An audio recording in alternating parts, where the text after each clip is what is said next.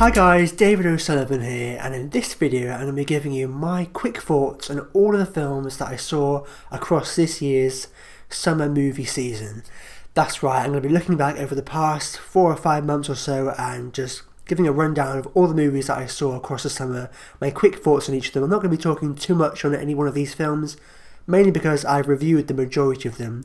Some of the films in here I haven't put reviews out of, but most of them I have. So if you want to know more of my in-depth thoughts on any one of these particular films, if I have reviewed them, they'll be up on my channel right now. But this video is more going to just be a brief overview and a rundown of the summer movie season as a whole. And I'm basically going to be ranking all 27 movies I saw over the summer, starting with the worst and working my way up to the best. What I've decided is that I'm going to be going back as far as April and looking at April through to May, June, July and August, and looking at all of the films that I saw across those few months. April, yes, it's not technically summer. May's probably the beginning of summer really, but you know, British summertime does begin end of March, and we also got big movies like Guardians here in the UK that came out in April. So I'm counting April as the start and looking at April through to May, June, July and finishing with August. All the films that I saw across those few months. And one last disclaimer before I begin, the most recent film to come out, Wind River, I have not seen yet, as that doesn't come out in the UK until the 8th of September, but that is definitely the next film I'm going to be checking out because I cannot wait to see that. So with all that said, let's just get straight into this, and coming in at the bottom of the pile for me is Luc Besson's Valerian and the City of a Thousand Planets. And this kind of hurts because I'm a big fan of sci-fi, I'm a big fan of just epic, imaginative, fantastical space opera films, so this should have really been in my wheelhouse. And although I really admire this film from a visual standpoint, from a technical standpoint, I think it looked great, the script wasn't all that good, and the actors were really horribly miscast, especially Dane DeHaan. He was just really out of place, and I think Dane DeHaan's a great actor, but in this film you just could not buy into him as this tough, badass, ladies man, action hero. It just really didn't work. There was some things about this film I liked. As I said, I think it looked spectacular from a visual perspective, but it just really didn't do it for me. And unfortunately, I'm just not a big Luc Besson fan. I think The Fifth Element is okay. I don't really love The Fifth Element either, but I do think it's good. But with this, it just really didn't do it for me. I think it really fell flat, and yeah, so unfortunately, coming at the bottom of the pile is Valerian and the City of a Thousand Planets. And next up, just above Valerian for me, is Pirates of the Caribbean, Dead Men Tell No Tales, or Salazar's Revenge as it's called in the UK, which I still don't understand why it was retitled to that, but anyway, yeah, and I didn't hate Pirates of the Caribbean, I didn't hate Valerian either, but the reason I got these two films at the bottom of the pile for me is that they were kind of disappointments. Not that I was expecting them to be anything spectacular, but they did let me down. I think they had so much potential to have been so much better than they were. And I'm actually a big fan of the Pirates of the Caribbean franchise. I love Gore Verbinski's original 3. I will defend all 3 of those original films. But the 4th film, On Stranger Tides, I really wasn't a fan of. That film really didn't do it for me. I thought it was kind of boring and didn't really go anywhere, and it kind of got rid of a lot of the characters we grew attached to over the course of those original films. And so going to this film, I wasn't really that excited, and unfortunately the movie was a little bit of a mess. There were some things I liked. I liked how it was almost like a throwback to the original trilogy in a sense, but it was all over the place. It was a real kind of mishmash with so many things going on. It should have been a lot more streamlined, a lot more focused. There were just so many different subplots, so many different things all happening at the same time. It just felt like a bit of a mess. There was just so many things just crammed together, and unfortunately the movie didn't really do it for me. I thought it was okay. I didn't hate it, but I didn't love it as much as I was hoping I would. And next up is The Mummy. Again, this is another film that I didn't hate. I thought it was alright. But again, it's a film that I think could have been so much better than it was. There was so much potential here, I think, for this movie to have been really great, like one of the best films of the summer. An amazing start to this new proposed kind of cinematic universe of monster movies. But unfortunately, it was a little bit of a just underwhelming, mediocre film. It was perfectly fine. I think it was serviceable, it was okay. I think Tom Cruise did a good enough job in that lead role, even though it kind of became a little bit more of a Tom Cruise movie than I would have liked.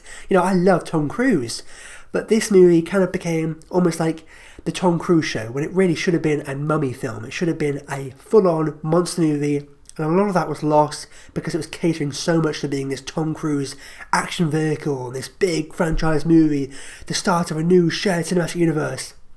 Unfortunately, so much attention was put on that they kind of lost the monster movie aspect. We didn't really get a whole lot of the Mummy. I think Sofia Boutella was good in that role, but again, it was kind of a lot more just focused on Tom Cruise and being this Tom Cruise vehicle. And I like Tom Cruise, I think he did a good job, but you know, you take Tom Cruise out of it and the rest of the film is pretty bland, it's pretty underwhelming. It was a perfectly fine, okay film, but it wasn't anything great. It wasn't anything memorable, really. And next up, this is a movie that I did like, but, you know, it wasn't all that of a fantastic film. That was King Arthur, Legend of the Sword. I didn't hate this movie at all. I actually rather enjoyed it. I really don't get the hate that this film got. I thought it was fun. I loved the kind of Guy Ritchie-isms to it. And for me, it did work. You know, it was very much a Guy Ritchie take on the King Arthur mythology, kind of this gritty, street-level kind of Guy Ritchie-isms mixed with this ever epic Arthurian mythology. It didn't always work. It wasn't always firing all cylinders. For me, it started off kind of a little bit choppy and uneven. It kind of got better as it went on for me. That didn't bug me as much as the film progressed, but it still was a little bit of a mess in a certain respect. Even though I did find it fun, I did find it enjoyable, it wasn't like a spectacular film. It's not a film that I'm going to go back to and watch over and over again. And next up is an anime film that I didn't get the chance to review, but it is Sword Art Online, The Ordinal Scale. And this is an anime film that's based on the popular game of Sword Art Online. I didn't really know anything about it going in. And for me, this film was good enough. I think it was, for the fans anyway, I'm sure they would have loved this film. But for me, as someone who was an outsider coming in, I can see how it was catering to the fans and it gave the fans everything they wanted, but as far as how it held up as a film in general, I think it was a little weak from a storytelling standpoint. We got these really cool, awesome action sequences, but it felt a lot like it was just a series of really cool action sequences kind of stringed together, and the bits in between these cool action sequences weren't that interesting for me. I think it did get a little bit more interesting and intriguing as the film progressed and as we got these revelations towards the end, but for the most part I think the story was it was a little bit of a thin plot. It was kind of stretched out over just kind of giving the fans these cool action sequences and servicing everything the fans of the game would want.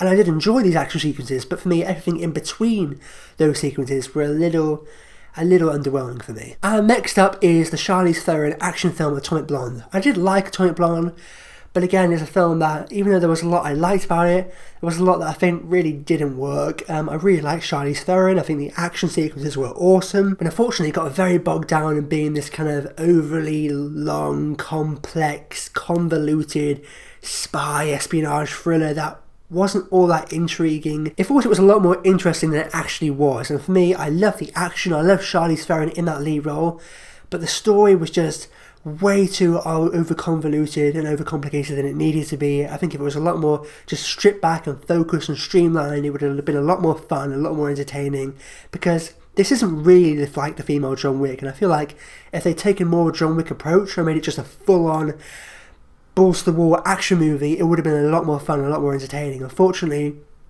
this overly convoluted, complex spy plot just really didn't do it for me. And next up is this British romantic drama almost, is The Sense of an Ending. And I did like The Sense of an Ending, but unfortunately, although it picked up towards the end of the film and it won me over by the end and it kind of got me on board by that point, the majority of this film, it was kind of like it didn't really know where it was going or what it wanted to do. It kind of felt a lot like that. And even though, like I said, we got those revelations at the end of the film where it won me over and I was like, okay, I like what they did there. It works for me now. The majority of this film, I wasn't all that interested and it didn't really do it for me. I think everyone involved, namely Jim Broadbent, Charlotte Rampling, did a really great job, but it just felt like it just didn't really know what it wanted to do or where it wanted to go, and it felt a little unfocused, a little all over the place, and it did pick up towards the end, but for the most part, it didn't really do it for me. It didn't really hook me and really get me interested. And next up is the Stephen King adaptation, The Dark Tower. Now, I actually like The Dark Tower a lot more than most, but even I have to admit that even though I liked the film, and I thought it was good and I enjoyed myself watching the movie, it did feel a lot like they were kind of holding back and really playing it safe. There was like so much potential there for them to explore this world and this mythology, and it felt like they tried to do the safest film they could possibly do, and I felt like there was so much more they could explore. It could have been this real epic epic Lord of the Rings-esque fantasy film, and it felt very small scale, very much like they were playing it safe and really holding back. And next up is Logan Lucky, the newest Steven Soderbergh film, and although I thought this film was good and I enjoyed it for the most part, I didn't love the film. I can totally understand why any big Steven Soderbergh fans, any big kind of fans of heist films would absolutely love it. But for me, I enjoyed it. I thought it was good, but it didn't really do it for me. It wasn't really my cup of tea. I can understand why anyone would absolutely love this film, but it didn't really do it for me. It wasn't really my cup of tea. And next up is In This Corner of the World, another anime film based on the bombings of Hiroshima, but told all from this kind of little girl's perspective, all told entirely from the perspective of the villagers in the town, which I thought was very unique and very interesting. For me, the film got a little bogged down in, it was kind of a bit unevenly paced. I felt like it felt a lot longer than it actually was, and for me it did drag a bit. And I felt it was very unusually structured in a way that, I liked the unique approach to telling the story from the kind of perspective of the people on the ground, the villagers in the town where they didn't really know what was happening. I thought that was very effective. It was kind of structured in a very odd way where some things kind of glossed over very quickly, and then some events had a very large amount of time dedicated to them. So it was like it dragged in parts and then kind of brushed over parts, and it was very unevenly paced, I felt. So I did really like this film. I think I commend it for how different it was and taking a very different approach to telling this story. But I think it did get a little bit bogged down for me in terms of it being a very unevenly paced, and it did drag a bit as the story progressed. And next up is the Mark Webb indie film starring Chris Evans, Gifted. I actually really enjoyed this film. Now, is it some amazing, spectacular film that I'm going to watch over and over again? No, but I think it did what it said on the tin, and I really enjoyed myself watching this movie. I think Mark Webb is best when he's doing these kind of smaller indie films. It was a very feel-good kind of family film about the relationship between Chris Evans and this little girl who's like this child genius, and him wanting her to just have a normal life, but at the same time she's like could be the next Einstein. And I really liked what Mark Webb did with this film. I don't have any major criticisms with the film other than the fact that it's not some spectacular piece of cinema that I'm going to remember and going to go back to or watch over and over again. But as far as it doing what it set out to do, I think it did a very good job, and I really like what Mark Webb did with this film. Everyone involved, Chris Evans, the whole cast, really. I think it was a real great little feel-good family film that I really enjoyed. And next up is Their Finest, a similar kind of small-scale, low-budget indie film, a British film from writer-director Lone Shervig, and I think she did a really great job with this film. Again, it's not a film that's going to be my top 10 best of the year, but I think it's a film that delivered on everything that it set out to do. I think it was emotional in parts, it was dramatic in parts. I think it was a very effectively well done film that drew me in. I really liked the characters, and I think the story was very interesting and engaging as well, based around the kind of the kind of films that were made in the wartime. Gemma Arterton playing this female screenwriter. I think it was a really great film that I really enjoyed. So, Their Finest. And next up is the film that I saw most recently, and I just didn't really have much time to think about where to place this film, but it is American Made. Again, a film that I really enjoyed, a Tom Cruise starrer, but this time the Tom Cruise star power really worked because it's all about him and his character, and I think Tom Cruise really shone really brightly in this film, and Doug Liman directing did a phenomenal job as well. I'm a big fan of Doug Liman. He brought a similar thing that he brought to The Bourne Identity with this. It was very documentarian in a certain way. It very much felt like they went back in time to the 70s. It felt very retro in how kind of it looked from a visual and stylistic point of view, and as I said, it felt almost like a documentary drama as well in terms of how it was filmed. Very much like handheld camera, not shaky cam, but a lot of handheld camera work, and a lot of kind of zooms in and out, it's kind of comedic effect almost, and I really enjoyed that. And everyone involved in this film I thought was great. It was a very kind of outrageously entertaining, true story crime film, almost in the vein of a Wolf of Wall Street, where it's like, it's so crazy, you can't believe it's true, but it actually did happen. I actually really enjoyed this film. I think it was a little bit longer than it needed to be. It felt longer than it actually was. I think it did drag a bit. About 3/4 of the way through, I started to feel the length of the film, but other than that, I really enjoyed the film. And next up is The Zookeeper's Wife, another small film that really pleasantly surprised me. I wasn't expecting much from this film, although I heard some good things about it, and coming out, I actually really enjoyed this film. Again, it's not a film that's trying to be some massive, big thing, but as far as delivering on what it set out to do, I think it did a phenomenal job. I really like Jessica Chastain in that lead role. Again, another true story film about what happened in the wartime with these families smuggling Jews out of the city, keeping them safe in their zoo. I thought it was a really great kind of inspirational true story film that I had a lot of fun with, but it was also very kind of intense and dramatic at parts as well, which kind of surprised me, and so that added another little edge to it, which I really liked. It wasn't just a soft, fluffy little film. It was actually quite serious, intense and dramatic in parts as well, and it really hit you in parts. So I actually really enjoyed this film. So, Zookeeper's Wife. And next up is Alien Covenant, and this is a film that a lot of people really did not like, but I really liked Alien Covenant. Now, do I think it's the best of the series? Do I think it's a spectacular movie? No, but I liked the blending between the original Alien and Prometheus. I'm a big fan of the original Alien films, and I'm also a big fan of Prometheus. So for me, as a fan of both, I really enjoyed this film. It took what I liked from Prometheus, the whole kind of the themes and the ideology and the philosophies that were explored in that film, as far as kind of creation, destruction, the meaning of life, all that kind of stuff, and it kind of interwove that into a film that was more kind of visually and stylistically similar to Alien. And for me, as a big fan of both, I was really happy with this film. Now, could it have been better? Sure, but as far as it delivering on what I wanted it to, and being a kind of best of both worlds in a sense, and that it gave me what I wanted as an Alien fan and what I wanted as a Prometheus fan, I actually really enjoyed this film, and I hope Ridley Scott's able to kind of finish this prequel trilogy, because I actually really enjoyed Alien Covenant. And next up is Detroit, and I think this was a very powerful and important film, again about the true story of the Detroit riots that transpired in the summer of '67 in America at the time, and I think it was a very powerful, hard-hitting, intense film in parts. For me, it was held back a little bit in that I found that it was structured in kind of an odd way, where a large majority of the film was focused on the riots, but it was kind of bookended with telling the story on a larger scale as well, and it kind of felt like they were trying to do both of those two things at once, and for me, it didn't always work. I mentioned this in my review, but I think the strongest part of the film was the small-scale, kind of isolated incident sequence all about the Algiers Motel, which took up a large majority of the runtime. But again, the things that bookended the film, the first act and the final act, I felt were a little clunkier and could have been done a little bit better, or just scrapped entirely, and it should have been focused almost exclusively on that event in the Algiers Motel. It felt like they were trying to do an isolated incident, small-scale suspense film, and also telling the larger story of what happened in Detroit at the time, and it felt like they were trying to do both of those two things at the same time, and it didn't always work for me. And next up, this is a kind of a smaller film that I saw, and it is Colossal, and I really enjoyed Colossal. This is my kind of film, almost a dark comedy kind of film in a way, about Anne Hathaway, who's playing this alcoholic, and even though it could be seen on the surface as just this bog standard relationship drama, I really liked the relationship drama part of it, but it was also mixed with this kind of crazy, fantastical sci-fi element of this kaiju monster that Anne Hathaway finds herself like she's actually connected to.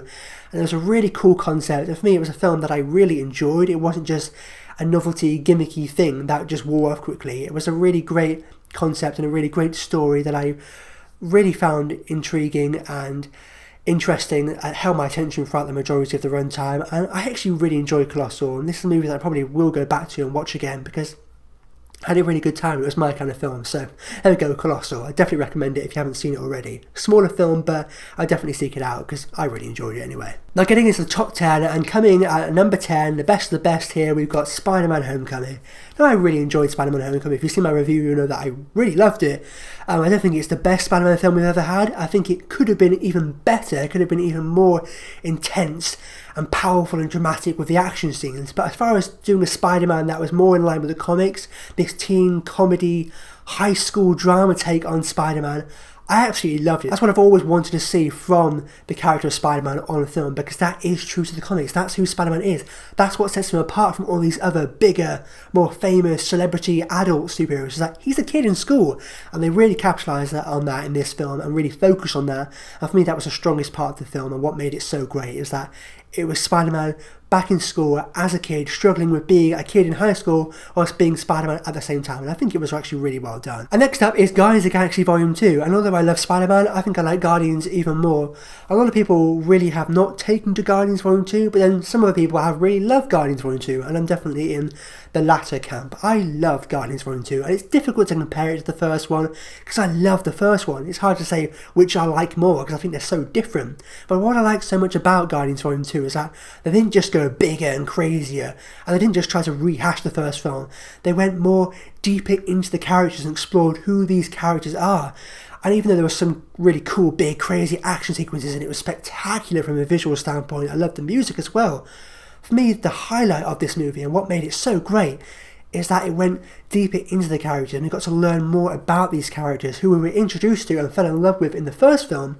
But in the second film, James Gunn decided to go deeper and explore more of who these guys really are as people underneath and the relationships between them. The first one was about them finding a family with one another, and this was about them being in a family with one another and what it's like for them to be in this group and to get along and learning more about these people. And that's what I really loved about this film. So yeah, there we go, Guardians of the Galaxy Volume 2. And next up is another anime film that I didn't get the chance to review, and that is The Red Turtle. And this was a very different kind of film than I've seen before. It was almost entirely silent, no dialogue at all, but what I love so much about this film is that it was a masterclass in visual storytelling. And that's what I think The Red Turtle did so well. It was such a magical, kind of deep, profound film. It was so lyrical and poetic in terms of everything that was put across from a visual standpoint.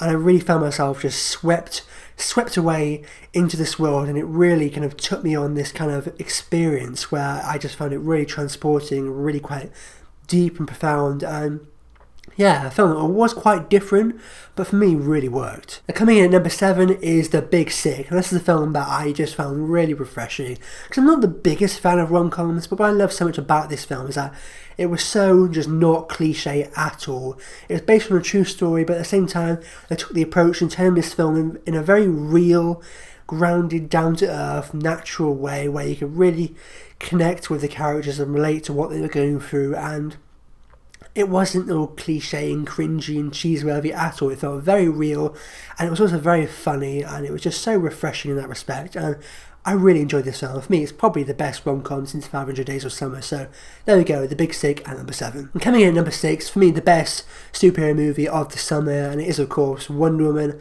I absolutely love Wonder Woman. I thought it was absolutely fantastic. I think Patty Jenkins did an incredible job with this film. I really love Gal Gadot in the lead role as Diana Prince. Of course, Chris Pine as Steve Trevor.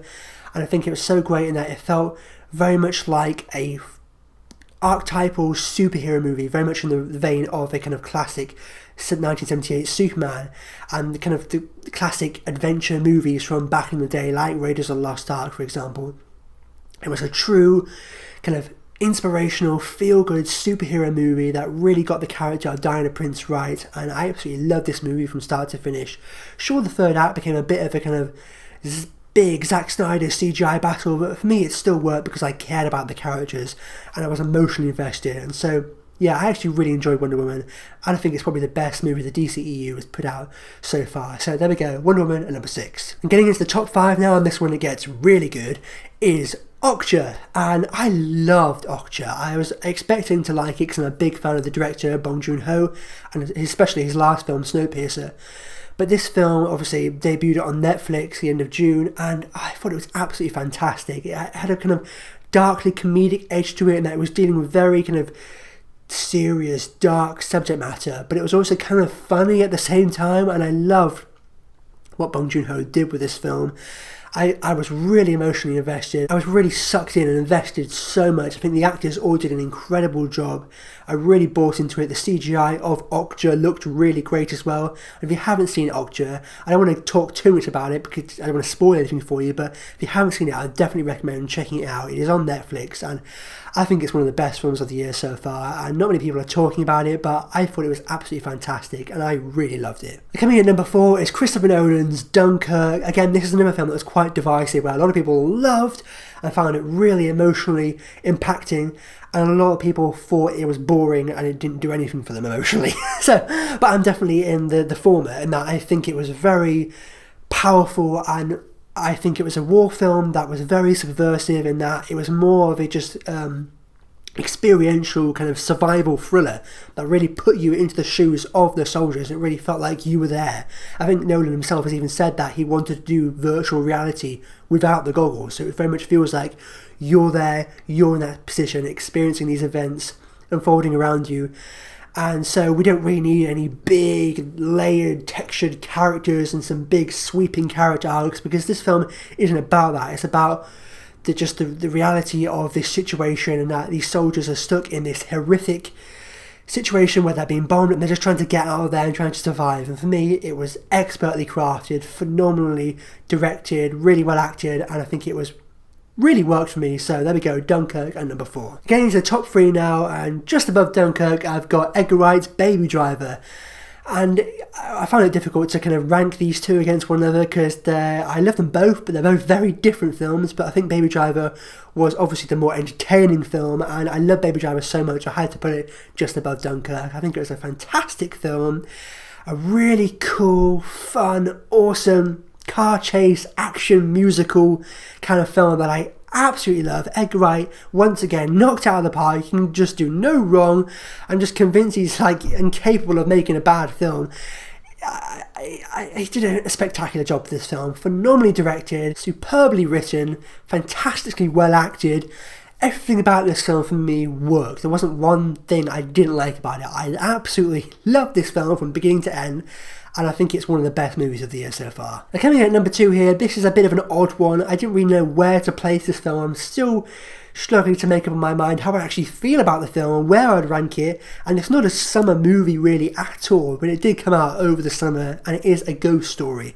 Now, this is a film, and the reason why I've got this film and the number 1 film at the top is that these are films that I think were not only great pieces of cinema, but really kind of transcended the medium, where it was more than just like watching a film for me. It was like I was having an experience watching this in the cinema.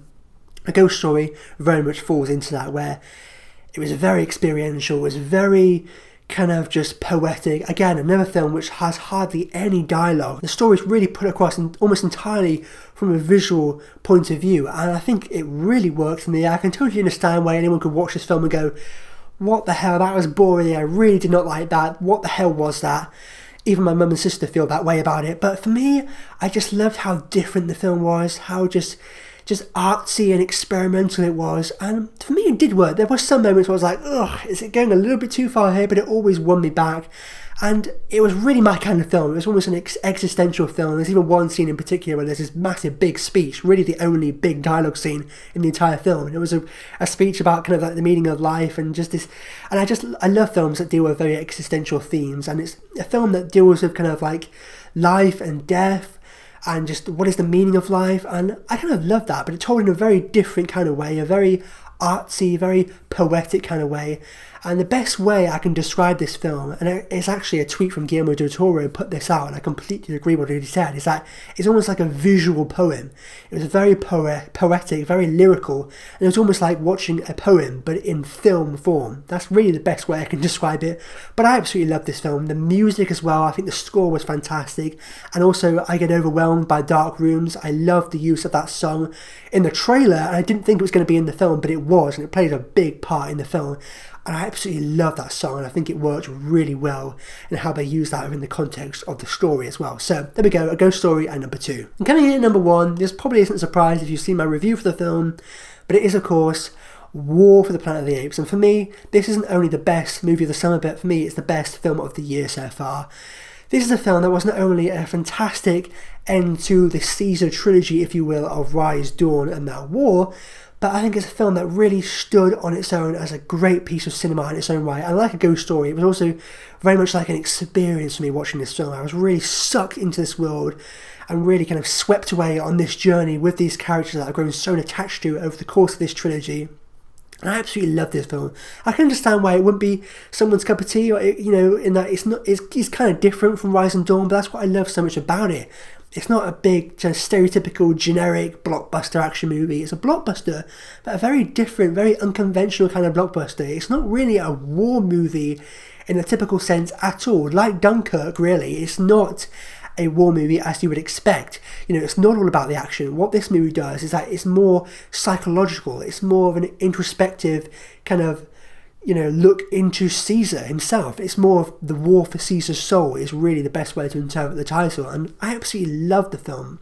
It was very much about war. It's just not about war as far as the action's concerned. It's about war as far as the psychological aspect is concerned, and I think it was so well done. Matt Reeves directed the hell out of this film. I loved how it was like a throwback to the kind of classical kind of biblical epics of the 50s and 60s. It very much felt like a classic film watching this. I very much felt like a classic epic, and I love that about it.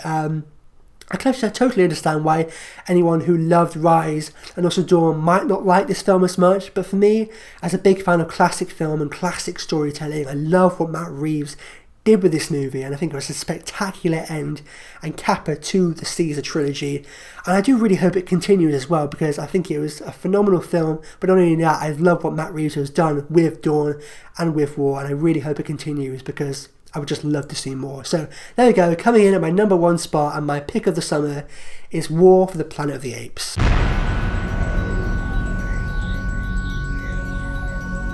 And there we have it, guys. That wraps up my rundown and overview of all the films I saw over the course of the summer movie season and what I thought about each of them. And if you're really weird like me and you want to see a complete list of the entire 27 films ranked from worst to best, each with kind of scores from 1 to 10, F to A+, and 1 to 5 stars, then be sure to check the link in the description below, and you can check that out if you want, and you can see all the individual scores I gave to all the films. It's probably going to change slightly from now to the end of the year, but at the moment that is how I rank all the films I saw over the summer anyway. And for me, as far as the summer as a whole, it was way better than last year. I do not understand the mentality of people who are saying it wasn't a good summer.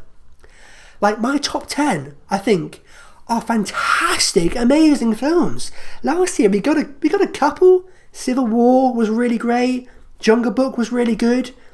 The Nice Guys, that was kind of it. You know, everything else was kind of like meh. There was a lot of underwhelming films last year and a lot of big disappointments. For me, this year was a big step up. We got some really fantastic films. Of course, Apes. We got Baby Driver, Dunkirk, Wonder Woman, Spider-Man, Guardians. Some smaller films like Big Sick, The Red Turtle, A Ghost Story, Okja. I mean, this was by no means a bad summer for movies. Even as far as the big franchise movies are concerned, it was fantastic. And as far as the smaller indie films are concerned, it was fantastic. So if anyone out there thinks it was a bad summer for movies, then you really haven't been watching the good movies, because for me it was an absolutely fantastic summer, probably the best summer for movies since 2014, because 2016 and even 2015 wasn't really that great. Both 2015 and 2016 gave us a few really great movies, but this year I think we got like 10 amazing films, and all of the films in my top 15 really I thought were absolutely fantastic, and I loved them. So there we go. I thought it was a really great summer for movies. Obviously, you know, my favourite of the summer was War for the Planet of the Apes. That's my number 1. Not only my favourite movie of the summer, but my favourite film of the year so far. I really think it is the best film we've gotten so far this year. We've also got some really great surprises like Okja that I really loved. A Ghost Story, of course, as well. Even Colossal, a smaller film that I really enjoyed. I definitely recommend. Obviously, we've got some disappointments.